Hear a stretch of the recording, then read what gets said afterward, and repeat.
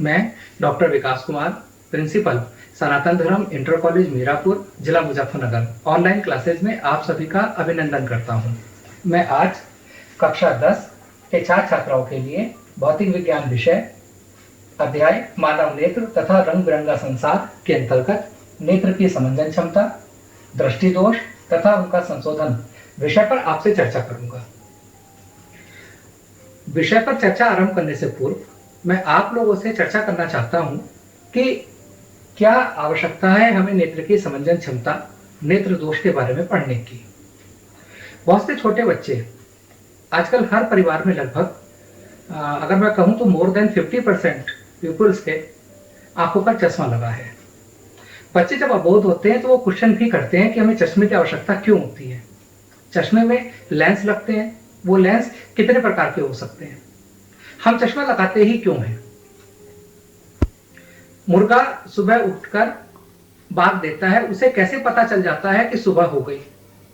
वो शाम को जल्दी सो जाता है, उसे प्रकाश का अनुपस्थित होने का, अंधकार होने का पता कैसे चल जाता है।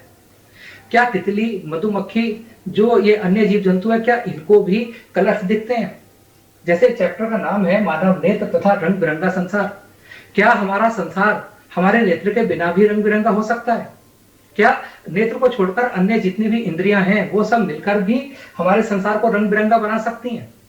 हम देखते किस प्रकार हैं, हमें सामने वस्तु जो होती है उससे परावर्तित प्रकाश हमारी आंख में जाता है, हम उस वस्तु को देख कैसे पाते हैं।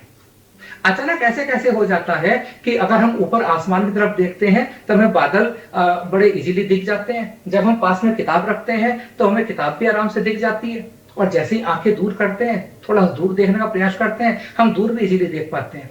ऐसा संभव कैसे होता है। ये बहुत से क्वेश्चन होते हैं जिनका जवाब हमें इस चैप्टर का अध्ययन करके मिल पाएंगे। मैं बात करता हूं आपको नेत्र की, कि नेत्र होता क्या है। नेत्र एक कैमरे की तरह होता है, एक गोलक जिसका आकार लगभग गोल होता है। नेत्र के सबसे बाहरी हिस्से को, ये जो बाहर की परत है, इस हिस्से को धरण पटल बोला जाता है।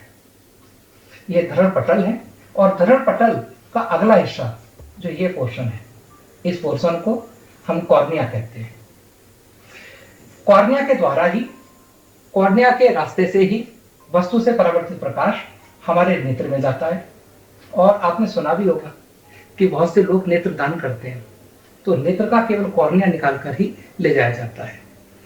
सबसे पहले पार्ट नेत्र का है धरण पटल। मनुष्य का नेत्र एक खोखले गोले के समान होता है।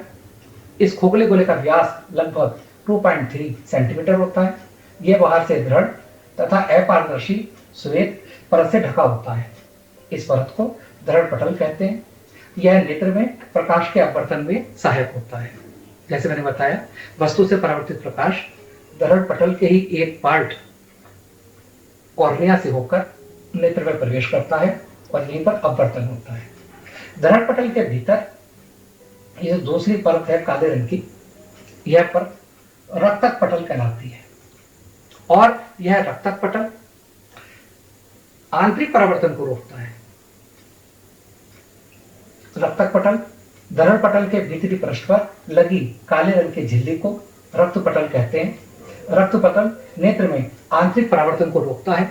नहीं तो क्या होता कि वस्तु से परावर्तित प्रकाश कॉर्निया के द्वारा हमारी आंख में जाता, बार बार परावर्तन होता और एक जिगजैग हिलती डुलती सा प्रतिबिंब बनता। ये आगे का पोर्शन, जैसे मैंने बताया आपको, रेटिना कहलाता है। रेटिना के भीतर कॉर्निया कहलाता है। कॉर्निया धरण पटल के सामने एक भाग उभरा हुआ तथा पारदर्शी होता है, इसे कॉर्निया कहते हैं। नेत्र में प्रकाश इसी भाग से होकर प्रवेश करता है। ये मैंने उस पिक्चर का एक अलग पार्ट लिया। ये पोर्शन कॉर्निया कहलाता है। मेरे मुंह से भूल से रेटिना निकला था, माफी चाहता हूँ। ये उभरा हुआ पोर्शन कॉर्निया कहलाता है। ये ऊपर की झिल्ली, पतली झिल्ली कॉर्निया कहलाती है। कॉर्निया के भीतर ये जो कॉर्निया है, बाहर का हिस्सा, ये कॉर्निया। कॉर्निया के पीछे एक रंगीन एवं अपारदर्शी झिल्ली का एक पर्दा होता है जिसे आइरिस कहते हैं, परितारिका या आइरिस। ये परितारिका या आइरिस ये झिल्ली कहलाती है, कलरफुल। और इसके बीच में एक काला गोल पुतली होती है, ये आइरिस है, परितारिका, और बीच का पोर्शन पुतली कहलाता है। ये आप देखिए पूरा गौर से। बाहर का हिस्सा ये धरण पटल का बाहरी हिस्सा, पार्ट कॉर्निया, कॉर्निया के पीछे का हिस्सा, कॉर्निया के पीछे ये परितारिका, और परितारिका में पुतली। और जो एक पुतली है नेत्र का पार्ट, जो आंख में बीच में काला गोल घेरा होता है, यह पुतली ही हमारे नेत्र में आने वाले प्रकाश की मात्रा को नियंत्रित करती है। बाहर से जो प्रकाश आता है वो पुतली पर निर्भर करता है कि वह कितने प्रकाश को हमारे अंदर जाने देती है। परितारिका पुतली के आकार को कंट्रोल करती है, पुतली प्रकाश की मात्रा को नियंत्रित करती है, और आइरिस पुतली के आकार को नियंत्रित करती है। जब आंख पर ज्यादा रोशनी पड़ती है तब परितारिका पुतली के आकार को घटा देता है, और पुतली नेत्र में जाने वाले प्रकाश की मात्रा को कम कर देता है। और जब हम अंधकार में देखते हैं, हम किसी ऐसे कमरे में चले गए जिसमें प्रकाश का अभाव है, लाइट थोड़ी डिम है, तब क्या होगा? तब परितारिका पुतली के आकार को बड़ा कर देता है। बड़ा करने से हमारे नेत्र के अंदर ज्यादा प्रकाश पहुंचता है, और हम अंधेरे कमरे में भी कुछ देर बाद देखने में सक्षम हो पाते हैं। परितारिका के पीछे एक ये जो आकृति है, ये अभिनेत्र लेंस कहलाता है। अभिनेत्र लेंस पक्षमापी पेशियों, मांसपेशियों के बीच टिका रहता है, और अभिनेत्र लेंस की दोनों पृष्ठों की वक्ता त्रिज्याएं बराबर नहीं होती हैं, ये वक्ता त्रिज्याएं भिन्न भिन्न होती हैं। ये देखिए आप, ऊपर की झिल्ली कॉर्निया, पीछे कॉर्निया के पीछे परितारिका, और बीच में जो पुतली जिसका आकार परितारिका घटा भी सकता है और बढ़ा भी सकता है, यह परिवर्तनशील केंद्र होता है। नेत्र लेंस आइरिस के ठीक पीछे पारदर्शी ऊतक का बना द्वितल लेंस होता है, जिसे नेत्र लेंस कहते हैं। यह अनेक परतों से मिलकर बना होता है।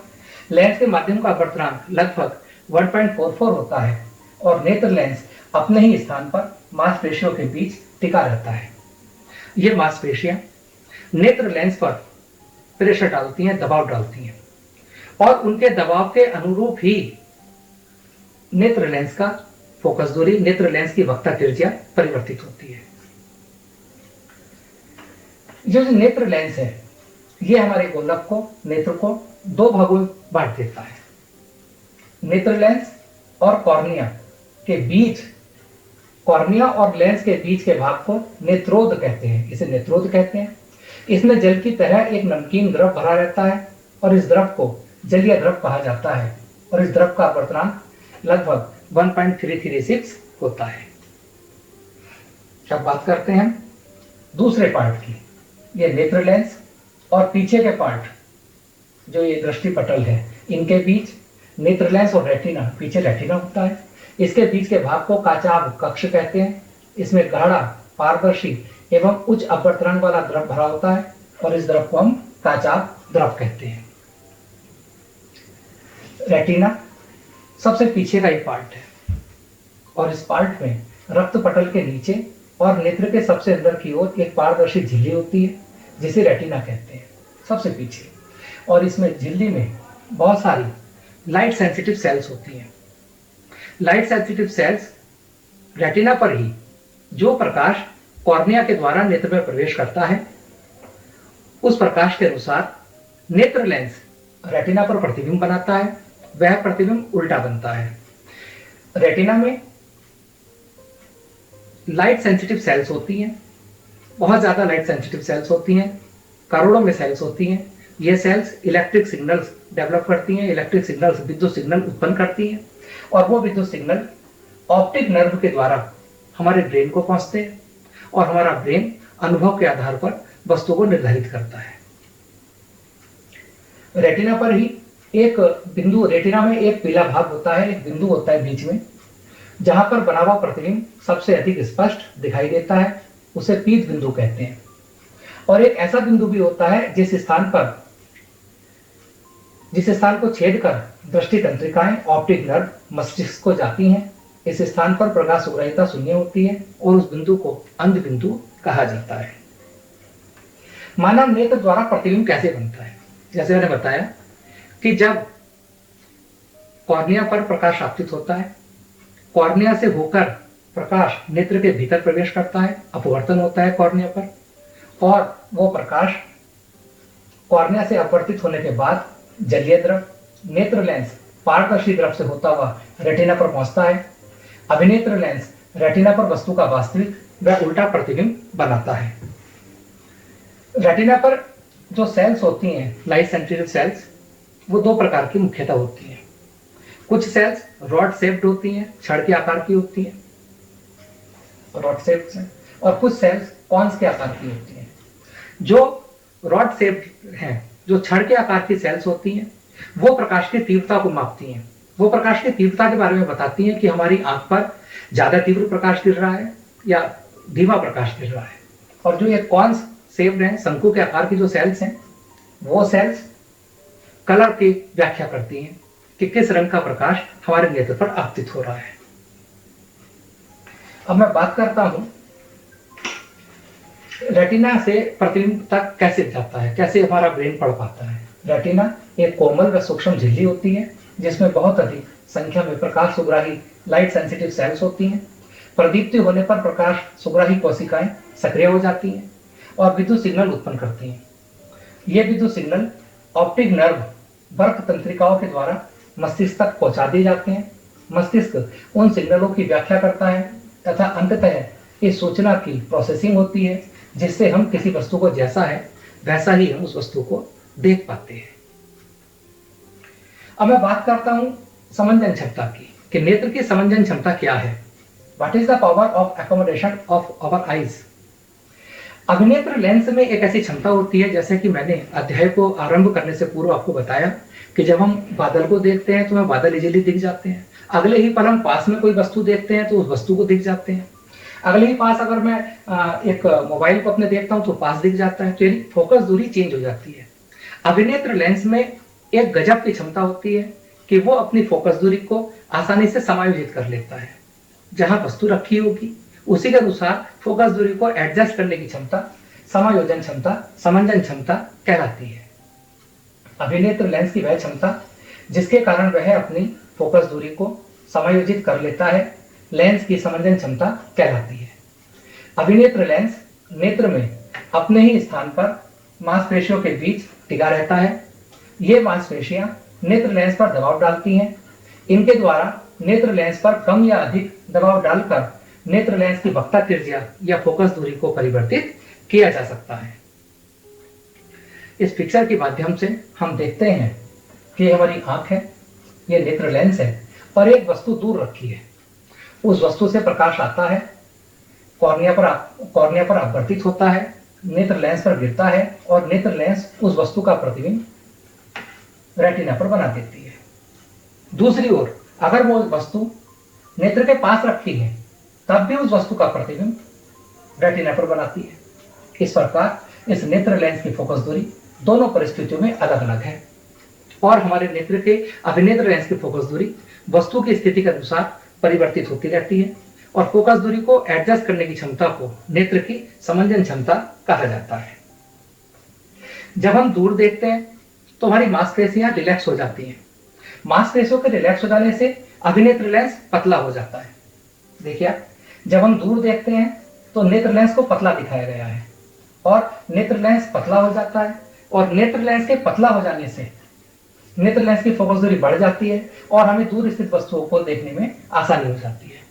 जब हम वस्तुओं को पास रखकर देखते हैं, ये देखिए, तब क्या होगा, हमारी जो नेत्र लेंस है उसकी चौड़ाई बढ़ जाती है, नेत्र लेंस ठीक हो जाता है और उसकी फोकस दूरी आप देखते हैं कि जैसे ही मांसपेशियां सिकुड़ जाती हैं तब नेत्र लेंस मोटा हो जाता है, जिससे नेत्र लेंस की वक्ता त्रिज्या व फोकस दूरी कम हो जाती है और हमें पास की वस्तु आसानी से दिखाई देने लगती है।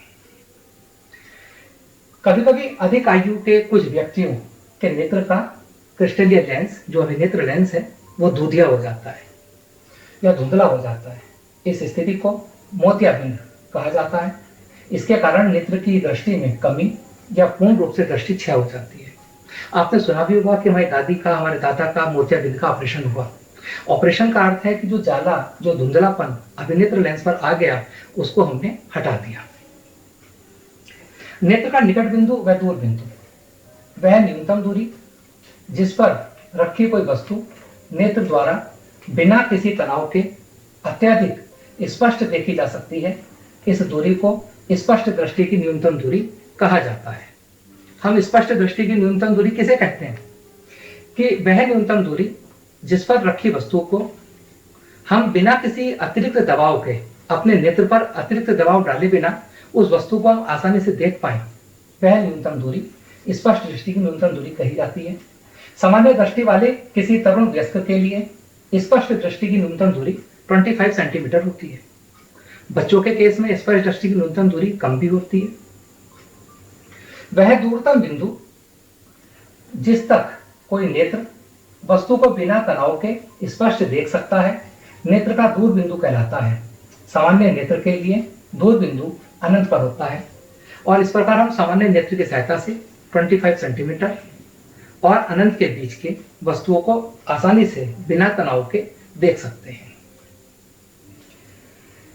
कुछ बातें होती हैं कि जो मैंने शुरू में किया कि लेंस की आवश्यकता क्यों होती है। लेंस मीन चश्मा, चश्मे में तो लेंस लगा होता है। अब देखिए, मैंने बताया कि जितनी भी वस्तुएं नेत्र के सामने आती हैं, उन वस्तुओं से परावर्तित प्रकाश कॉर्निया पर गिरता है। कॉर्निया से अपवर्तित होकर काचाभ द्रव, विभिन्न प्रकार के द्रव से पार होकर अभिनेत्र लेंस की सहायता से रेटिना पर प्रतिबिंब बनता है और वो प्रतिबिंब उल्टा बनता है। प्रतिबिंब रेटिना पर बनना चाहिए, किंतु कभी कभी मांसपेशियों की दुर्बलता और लचीलेपन के कारण जो ये अभिनेत्र लेंस है, इनकी जो समंजन क्षमता है, जो फोकस दूरी को एडजस्ट करने की क्षमता है, वो डिस्टर्ब हो जाती है। जैसे ये प्रकाश आया, रेटिना पर अभिनेत्र लेंस ने प्रतिबिंब नहीं बनाया, बल्कि रेटिना के आगे बना दिया। परंतु जब हमने एक अवतल लेंस लगा दिया, अवतल लेंस का अर्थ होता है, अवतल लेंस का कार्य होता है प्रकाश किरणों को फैलाना, तो अवतल लेंस इन किरणों को कुछ फैला देता है और अवतल लेंस को अभिनेत्र लेंस के आगे रखने पर यह प्रतिबिंब फिर से रेटिना पर बनता है। इस प्रकार अभिनेत्र लेंस की समंजन क्षमता को बैलेंस करने के लिए, फिर से रेटिना पर प्रतिबिंब बनाने के लिए हम लेंस का प्रयोग करते हैं। जैसे लेंस में बहुत से दोष हो जाते हैं। जो मैंने अभी आपको समझाया वो निकट दृष्टि दोष था। निकट दृष्टि दोष से पीड़ित व्यक्ति अपने निकट की वस्तुएं तो आसानी से देख सकता है, किंतु वह व्यक्ति दूर रखी वस्तुओं को स्पष्ट नहीं देख पाता है। इस दोष को निकट दृष्टि दोष, मायोपिया कहा जाता है। ऐसे दोष युक्त व्यक्ति का दूर बिंदु अनंत पर नहीं होता, बल्कि नेत्र के पास आ जाता है। निकट दृष्टि दोष युक्त नेत्र में किसी दूर रखी वस्तु का प्रतिबिंब रेटिना पर नहीं बनता है, बल्कि रेटिना के आगे ही बन जाता है। निकट दृष्टि दोष के दो कारण हैं। पहला कारण नेत्र लेंस की वक्रता का बढ़ जाना। वक्रता का बढ़ जाने का अर्थ होता है वक्रता त्रिज्या का कम हो जाना, फोकस दूरी का कम हो जाना।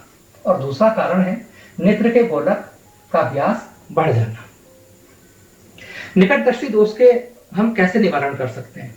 अगर हमारी आंख में हमारे में यह समस्या आ गई कि हम निकट की वस्तुओं को तो देख पा रहे हैं, किंतु दूर की वस्तुओं को नहीं देख पा रहे हैं, तब हमें प्रकाश किरणों को फैलाने की आवश्यकता है।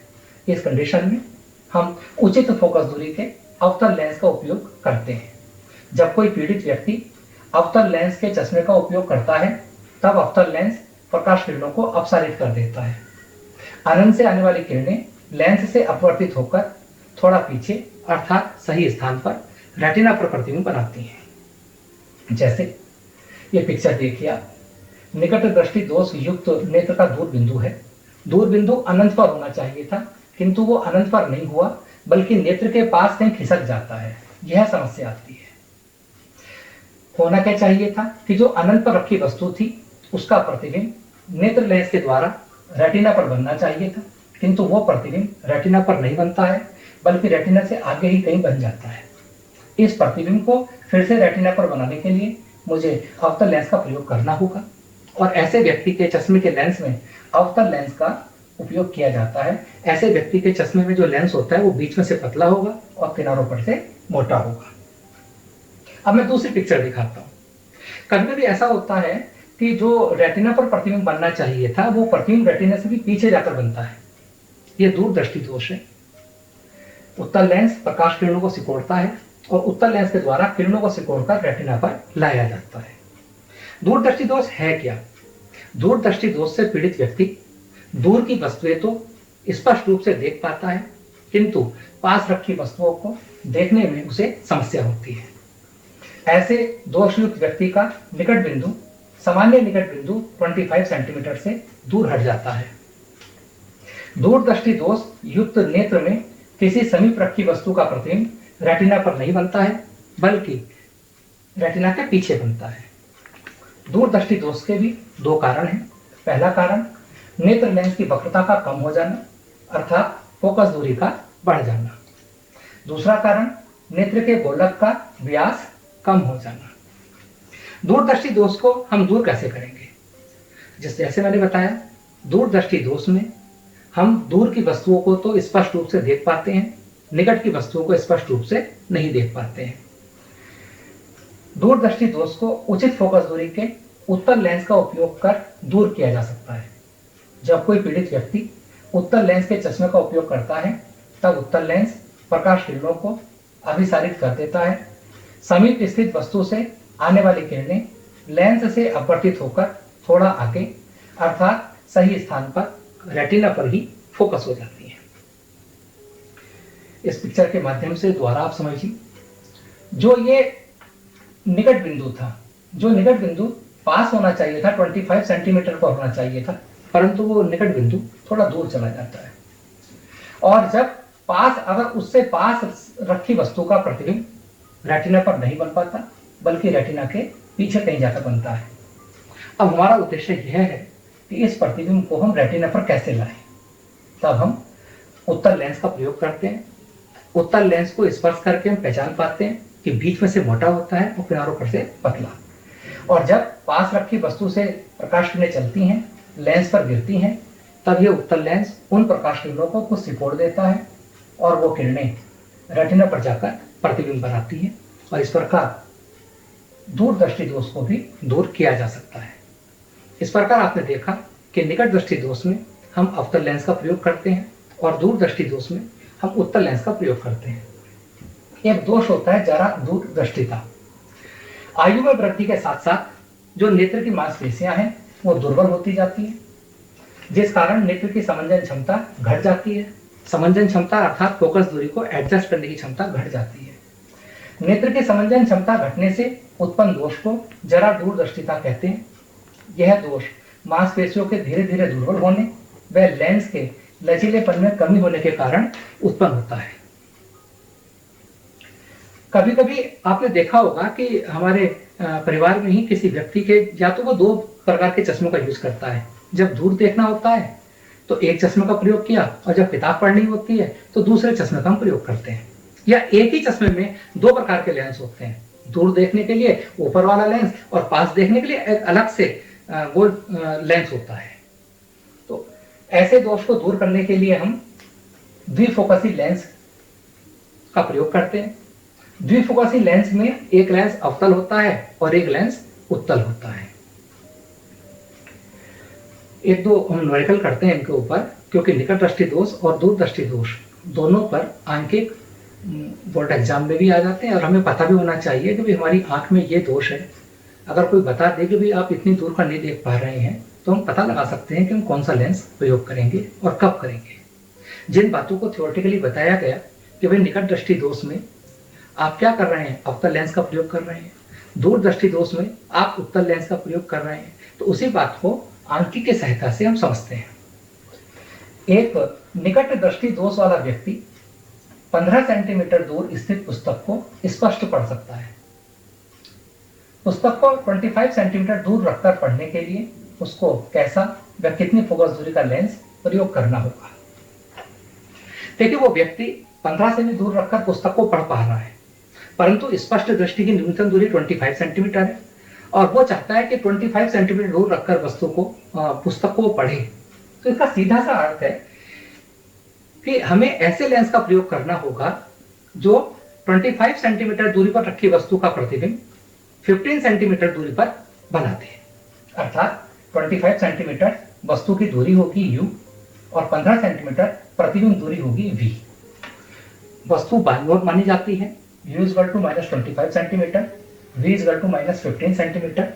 लेंस फॉर्मूला हमने लिया 1/f is to 1/v minus 1/u। v और u दोनों की वैल्यू मैंने पुट की, माइनस माइनस यहाँ प्लस होता है, और वैल्यू पुट करने के बाद मैंने कैलकुलेशन की।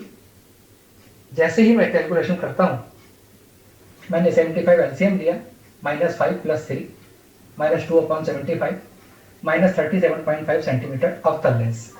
माइनस चिन्ह से सिद्ध हुआ कि अवतल लेंस का मैं प्रयोग कर रहा हूँ, और निकट दृष्टि दोष का क्वेश्चन था, अवतल लेंस आ गया। एक दूसरा क्वेश्चन लेता हूँ। एक दूरदृष्टि दोष से पीड़ित व्यक्ति की आंख के लिए निकट बिंदु की दूरी 80 सेंटीमीटर है। इस व्यक्ति के दृष्टि दोष संशोधन हेतु चश्मे में प्रयुक्त लेंस की क्षमता ज्ञात कीजिए। सिंपल सवाल वही है कि 80 से भी दूर वो क्या है, निकट बिंदु की दूरी है, और यह दूरी प्रतिबिंब दूरी कहलाएगी। दूरदृष्टि दोष का सवाल है, और वस्तु की दूरी -25 सेंटीमीटर होगी। इस पर दृष्टि की न्यूनतम दूरी वो वस्तु दूरी होगी। लेंस फॉर्मूला मैंने लगाया 1/f is to 1/v minus 1/u। Values put की, कैलकुलेशन करता हूँ, और 400/11 सेंटीमीटर लेंस की क्षमता मुझे कैलकुलेट करनी थी। लेंस की क्षमता का फॉर्मूला होता है p is to 100/f। f की वैल्यू पुट की, और क्षमता आई 2.75 डायोप्टर, d फॉर डायोप्टर। और इस प्रकार उत्तल लेंस का प्रयोग करना होगा। एक निकट दृष्टि दोष और दूर दृष्टि दोष और नेत्र के बारे में आपको एक बात बताना चाहता हूँ। हमारी दो आंखें हैं, अगर हम एक आंख की होती तब क्या होता, हमारी दुनिया रंग बिरंगी होती ना होती, पर हम द्विविमीय में देख रहे होते। द्विविमीय मीन्स सामने वाली वस्तु की गहराई का हमें पता नहीं चलता। दो आंखें होने से हमें एक लाभ है कि हमारा दृष्टि क्षेत्र बढ़ गया। हम 180 डिग्री तक देख सकते हैं वस्तुओं को। एक आंख की सहायता से हमारा दृष्टि क्षेत्र केवल 150 डिग्री होता। दो आंख के बीच कुछ सेंटीमीटर की डिस्टेंस भी है। वो डिस्टेंस होने की वजह से हम वस्तु के दो प्रतिबिंब देख पाते हैं। वस्तु के ज्यादा प्रतिबिंब देखने से हमारे पहचानने की क्षमता